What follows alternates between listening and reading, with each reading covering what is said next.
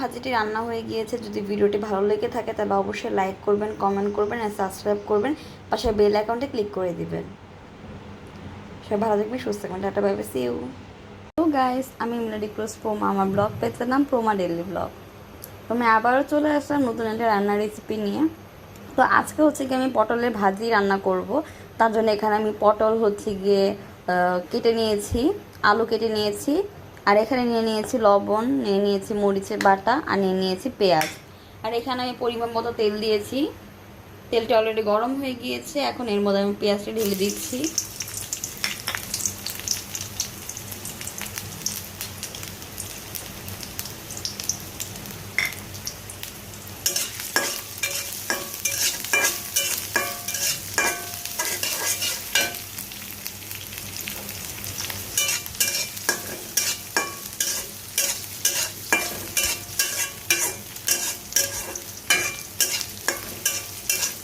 যারা যারা নতুন ভিউয়ার্স আছো আমার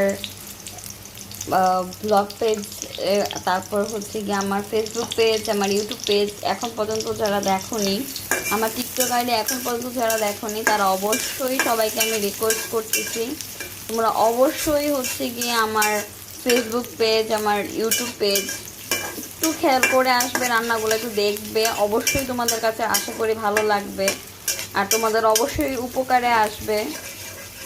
আমি রেগুলার যে রান্না করি বাসায়, শেষের ভিডিওগুলো আমি তোমাদের সাথে শেয়ার করি। তো অবশ্যই তোমরা ট্রাই করে আমার ভিডিওটি দেখে লাইক করার জন্য, কমেন্ট করার জন্য, আর তোমাদের কাছে কেমন লাগছে সেটা আমাকে বলার জন্য। তো আমি এখানে পেঁয়াজগুলো ভাজা হয়ে গেছে, এখানে আমি পটলের আলুটি ঢেলে দিচ্ছি। তো পটলের আলুটা আমি ভালো মতো করে পটলগুলোকে ভালো মতো করে ধুয়ে পরিষ্কার করে তারপর কেটে নিয়েছি। কাটার পরেও আমি আরেকবার ধুয়েছি। তো এখানে হচ্ছে কি আমি পটলগুলো দিয়ে দিচ্ছি।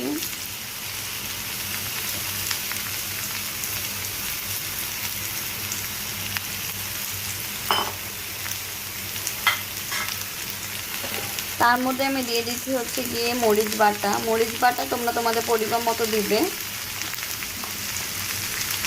এখানে আমি মরিচ বাটা ইউজ করছি, আর ইউজ করছি সামান্য পরিমাণে লবণ। লবণটা তোমরা তোমাদের স্বাদ মতো দিবে। আমি এখানে আমার স্বাদ মতো আমি লবণ ইউজ করছি।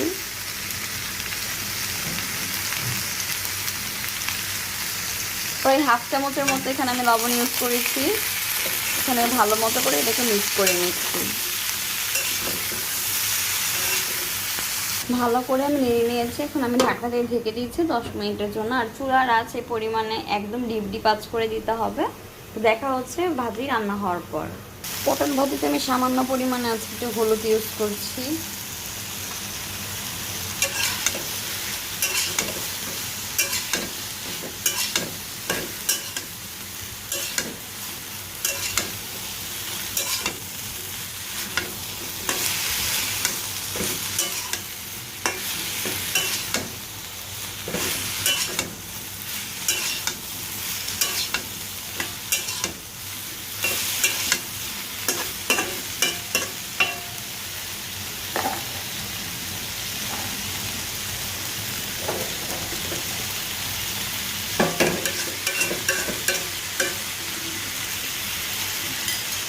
ঢাকনা দিয়ে ঢেকে দিচ্ছি আমি 10 মিনিটের।